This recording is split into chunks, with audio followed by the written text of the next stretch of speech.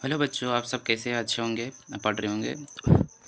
तो अभी तक हमने आपको बता दिया कि प्रकाश की किरण क्या है ना। प्रदीप्त अप्रदीप्त वस्तुएं प्रकाश और प्रकाश का परावर्तन, ये सारा सब कुछ समझा दिया हूँ। अब आगे है आपको परिभाषित करने का। तो चलिए हम आपको एक एक करके टॉपिक दिखाता हूँ, फिर आपको बताता हूँ एक एक करके। तो हम पढ़ेंगे आपतित किरण, ठीक है। फिर हम पढ़ेंगे परावर्तित किरण, फिर अभिलंब पढ़ेंगे, ठीक है। फिर हम लोग पढ़ेंगे आपतित बिंदु, जिसे आपतन बिंदु भी कहते हैं। फिर पढ़ेंगे आपतन कोण। आपतन कोण पढ़ने के बाद पढ़ेंगे हम लोग सब परावर्तन कोण। परावर्तन हो जाएगा तब आएंगे दर्पण। और जब दर्पण पढ़ लेंगे तो इसका दर्पण का प्रकार पढ़ेंगे। एक समतल दर्पण, दूसरा गोलीय दर्पण, ठीक है। जब गोलीय दर्पण को पढ़ेंगे, एक वैसा दर्पण जिसका परावर्तक सतह गोलीय होता है, तो वो दो भाग में बढ़ जाता है, ठीक है। एक अवतल दर्पण, दूसरा उत्तल दर्पण। और ऐसे ही करते करते पढ़ लेंगे। फिर अवतल दर्पण किसे कहते हैं लास्ट में पढ़ लेंगे। फिर इस तरफ फिगर दिखा करके फिर उत्तल दर्पण पढ़ लेंगे, सारा समझ लेंगे। उसके बाद नियम जाएंगे, फिर इसका फिर अवतल दर्पण में परावर्तन का नियम कैसे यूज होता है ये बताएंगे, ठीक है। तो चलिए वीडियो में बने रहते हैं, फिर आपके लिए स्टार्ट करते हैं। तो प्रकाश का परावर्तन समझा दिए थे कि इधर से जब समतल दर्पण पर एक प्रकाश की किरण आती है तो इसे आपतित किरण कहते हैं। यानी जब सतह पर कोई किरण आएगी तो हो जाएगी आपतित किरण, और जब सतह पर से टकरा कर कोई किरण जाएगी तो हो जाएगी परावर्तित किरण। ये समझा दिया था। और यहाँ पे लंब डालना है ऐसे ऐसे करके, ठीक है।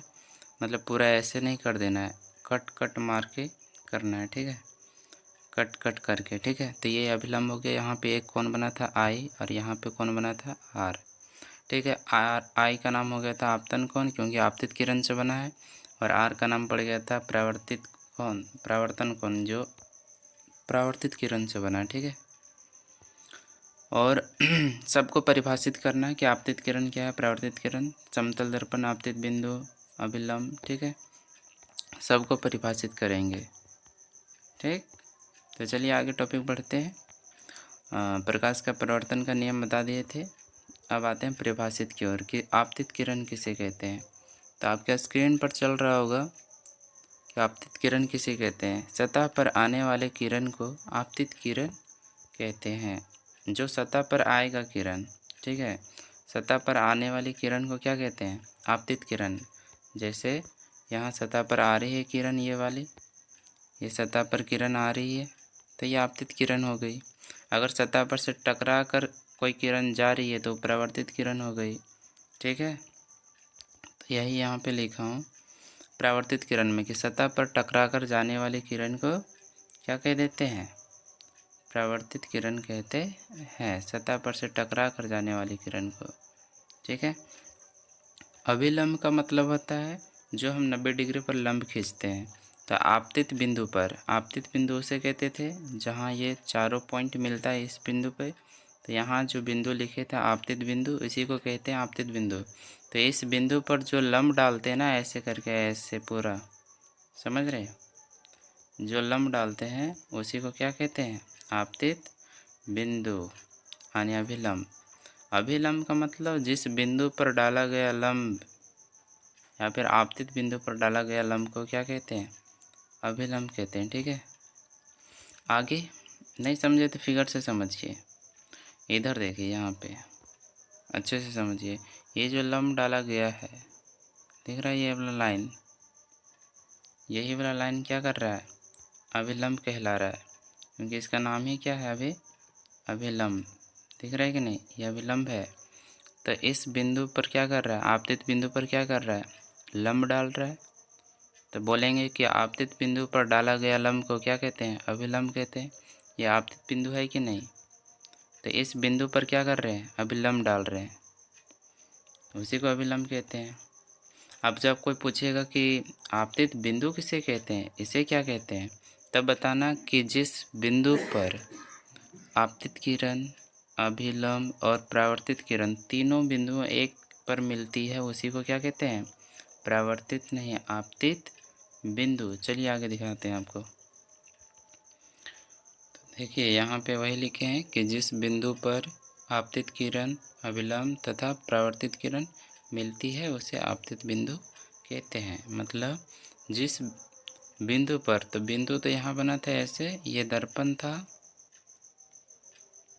है ना, और यहाँ पे बिंदु था, तो ये था क्या, आपतित बिंदु।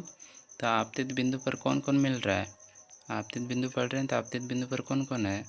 इधर से आपतित किरण है, इधर से परावर्तित किरण है और ये अभिलंब है। तो बोल रहे भाई कि आप जिस बिंदु पर आपतित किरण, अभिलंब तथा परावर्तित किरण मिलती है यहाँ पे, है ना, उसी को क्या कह देते हैं? आपतित बिंदु। तो इतना तो समझ में आ गया गाइज। अब आपतन कोण क्या है? कोण बना था ना, कोण आई और आर।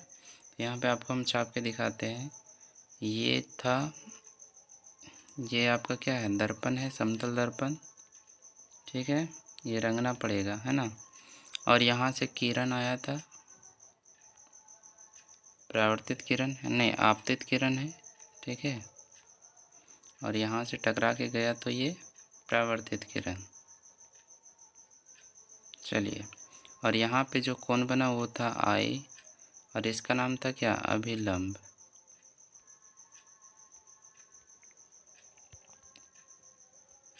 ठीक है।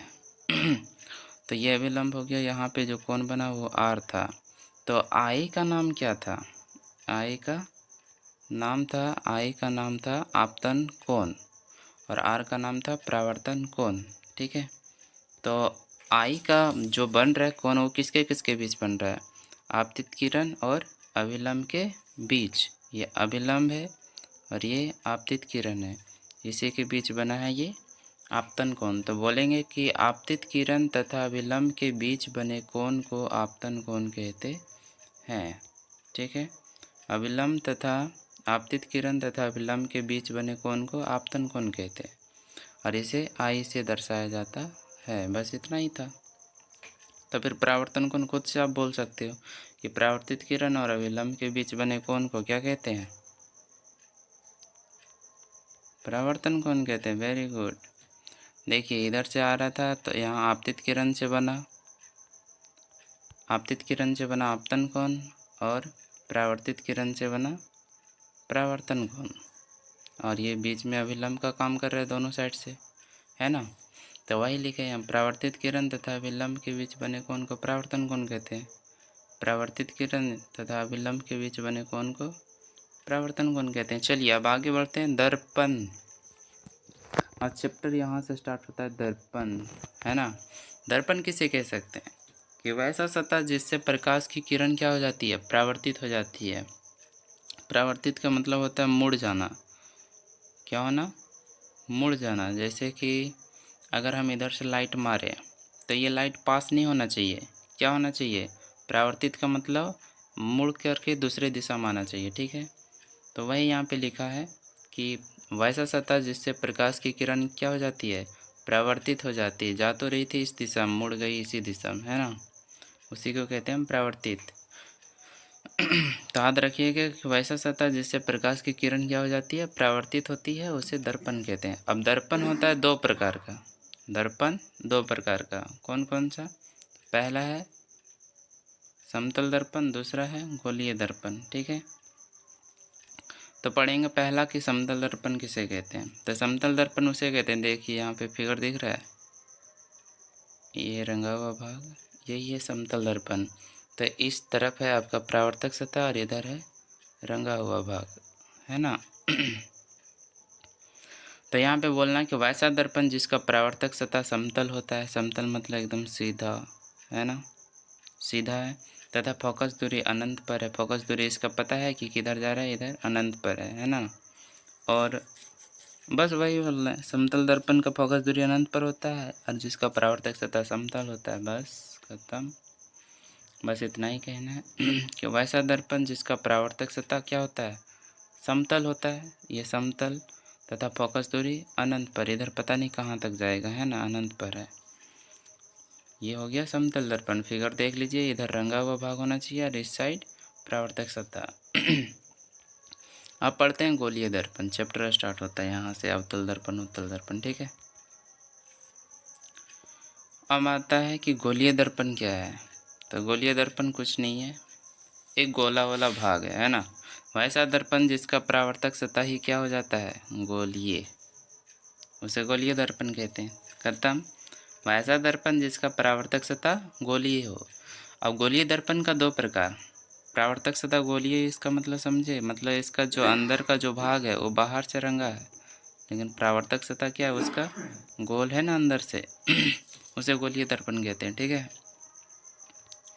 अब आपको दिखाना है कि गोलीय दर्पण जो है वो दो प्रकार के होते हैं। कौन कौन? पहला सा अवतल, दूसरा उत्तल। तो अवतल उत्तल में क्या चक्कर है, तो समझाते हैं अवतल कैसे बनता है। उत्तल, चांद देखें, चांद चांद भी एक अपने आप में क्या है, गोलीय दर्पण है। ठीक है, तो ये जो अवतल दर्पण है इसका नाम याद रखिए, क्योंकि गोलीय दर्पण से आया है कट के, तो इसका नाम पड़ जाएगा वैसा गोलीय दर्पण। वैसा गोलीय दर्पण जिसका प्रावर्तक सतह किसकी ओर होता है, केंद्र की ओर होता है। समझाते हैं, पहले ऐसे छापते हैं ना, एक गोलीय दर्पण जिसका प्रावर्तक सतह किधर रहता है, अंदर की ओर। अब मान लेते हैं यहाँ से कट मारते हैं, क्या करते हैं, कट करते हैं, ऐसे कट हो गया दो चांद, थोड़ा और कट कर दीजिए। अवतल उत्तल यहीं समझ जाइएगा। ठीक है, अब थोड़ा क्या करते हैं, यहाँ पे रंगते हैं, थोड़ा कलर चेंज करके। अब ये क्या कह रहा है, वैसा गोलीय दर्पण जिसका प्रावर्तक सतह केंद्र की ओर हो। प्रावर्तक सतह मतलब रंगा हुआ भाग बाहर और टकराने वाला जो रहता है किरण वो अंदर की ओर हो। तो इससे दिखाते हैं, तो ये हो गया आपका रंगा हुआ भाग। तो इसका जो प्रावर्तक सतह है ना अंदर का, ये जो प्रावर्तक सतह है ये वाला, ये इसका क्या है, केंद्र की ओर है। अगर मान लेते हैं इस गोलीय दर्पण का पूरा केंद्र मान लेते हैं ये वाला सी है, तो इसका जो प्रावर्तक सतह वो किधर है, केंद्र की ओर है। ये जो प्रावर्तक सतह वो कहाँ है, केंद्र की ओर है ना। और जस्ट इसी का ऑपोजिट लेंगे तो ये अगर उल्टा होता है, ये अंदर से रंगा रहता है, अवतल दर्पण के लिए समझा रहे हैं। तो इसका जो केंद्र रहता है वो किधर रहता है, प्रावर्तक सतह से बाहर रहता है। ठीक है, इसका केंद्र उत्तल दर्पण में प्रावर्तक सतह बाहर की ओर और अवतल दर्पण में प्रावर्तक सतह अंदर की ओर। ठीक है, इतना ही समझना है। तो यहाँ पे बोला गया है कि वैसा दर्पण जिसका प्रावर्तक सतह केंद्र की ओर हो, यानी वैसा गोलीय दर्पण जिसका प्रावर्तक सतह अंदर की ओर हो, जैसा कि फिगर में दर्शाया गया देखिए है। इसका प्रावर्तक सतह अंदर की ओर है, जहाँ केंद्र बनेगा अंदर में, है ना। तो इसे क्या कहते हैं, अवतल दर्पण। वैसा गोलीय दर्पण जिसका प्रावर्तक सतह केंद्र की ओर हो और रंगा हुआ भाग बाहर की ओर हो, उसे क्या कहते हैं, अवतल दर्पण। आगे उत्तल दर्पण, जस्ट इसी का उल्टा, वैसा गोलीय दर्पण जिसका प्रावर्तक सतह केंद्र से बाहर हो, केंद्र से बाहर हो, ऐसे छापेंगे। या रंगा हुआ भाग अंदर से रहेगा अगर, ठीक है, और इसका केंद्र से बाहर होगा। क्या बाहर होगा, प्रावर्तक सतह केंद्र से बाहर। अभी तो केंद्र यहाँ पे है कि नहीं, तो इसका प्रावर्तक सतह कहाँ है, बाहर है। तब बाहर देखिए ये वाला है प्रावर्तक सतह, तो ये बाहर की ओर है, किधर है, बाहर की ओर। ठीक है, तो यहाँ पे देख लीजिए फिगर से कि वैसा गोलीय दर्पण जिसका प्रावर्तक सतह बाहर की ओर हो, है ना, उसे हम क्या कहते हैं, उत्तल दर्पण, या फिर केंद्र से बाहर हो। अब आता है अवतल दर्पण में परावर्तन का नियम। तो ये समझना ज़रूरी है, अगर ये नहीं समझ पाए तो इसके आगे वाला जो भी बनेगा क्वेश्चन सब का सब आपके ऊपर फीका पड़ जाएगा। तो मैं आपको फिगर से समझाता हूँ। ठीक है, नहीं करना चाहते हैं इसलिए यहीं तक आप पढ़ के रखिएगा। ठीक है, उत्तल दर्पण तक, जिसकी परावर्तक सतह बाहर की ओर होता है वो उत्तल मतलब उठल रहता है, और अंदर की ओर रहता है वो अवतल रहता है, आ से अंदर की ओर परावर्तक सतह। ठीक है, इस तरह से याद रखिएगा। बाकी फिर से मिलते हैं नेक्स्ट वीडियो के साथ, तब तक के लिए take care and bye bye.